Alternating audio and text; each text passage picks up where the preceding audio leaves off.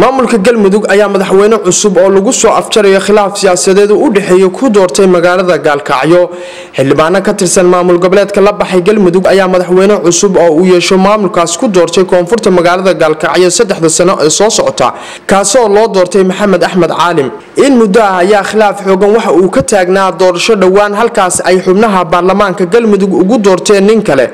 taasoo uu ka biidiiday Maxamed Warsame Cali Kiimiko oo horay maamulka galmudug u hogaamin jiray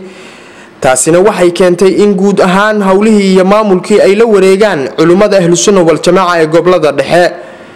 Ahlusunna wal Jamaaca ayaa goobjoog ka ahay doorashadan cusub ee lagu doortay hogaamiyaha waxa ayna sheegeen inay xilka ku wareejin doonaan madaxweynaha cusub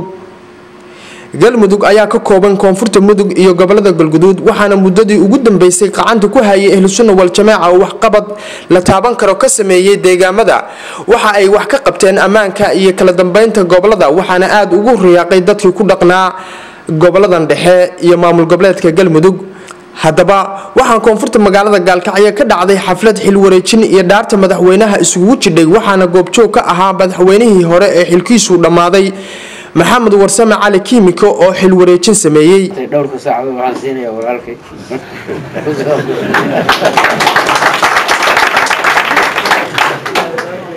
waxaan aad ugu faraxsanahay ninka bedelaya niman anu aaminsanahay inuu yahay niman saaxiibna anahay uu yahay inaan hubo inuu si wanaagsan oo sidii ka wanaagsan u hogaamin doono galmudug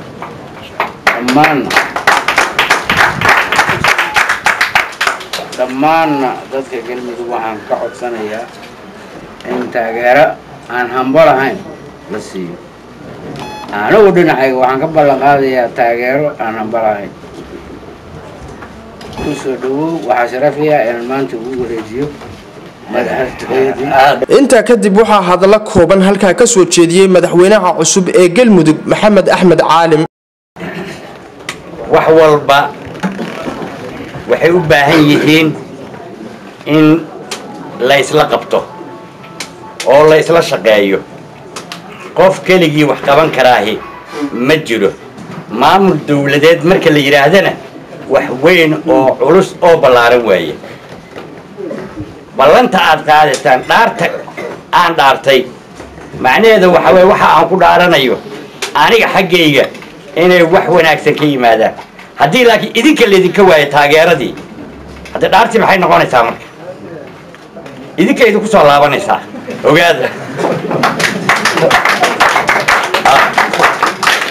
isdhihinina dhaartaa keligiis dilaysee waana wada dilaysaa dhaartu haddaan isla shaqayn weyno oo sidii horey wax u jireen oo kale laysku hagrado wayna wada taabanaysaa midda kale dad muslinahaan nahay dad waxaan nahay sunna wal jamaaca ku dhashaan nahay waxa way ummaddu waxay u baahan tahay dariiqadii nabigeena calayhi salaatu wasalaam uu noo keenay uu nafaray oo noo faahfaahiyay inaan raacna loo baahan yahay taas way tan xaqa ah oo sax ah laakiin dawlado kale iyo dad kale laga soo qaatay ma aha waxaan raadinaynaa waxay tahay walaaltinimo iyo midnimo iyo wadajir waaye cid hadda maanta jecel naftiisa in sahla loo gooyo ma jiro asna inuu gooyo marka waxa weeye waa xaraan waaye ilaahayna waa ka xarimay waxaan leeyahay marka oo idinku boorinayaa walaalayaal in aan wada dhowrno cadaaladda sinaanta nabadgelyada inaan wada dhowrno qof kasta oo naga mid ahna arintaas waxay ku tahay waajib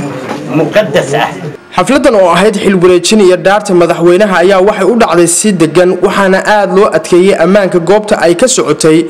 waxaana ka soo qayb galay madaxda ugu sareysa culimada Ahlusunna wal Jamaaca iyo dad kale oo aad u fara badan Latiif Cabdiraxmaan Warsame telefishinka Universal magaalada Gaalkacyo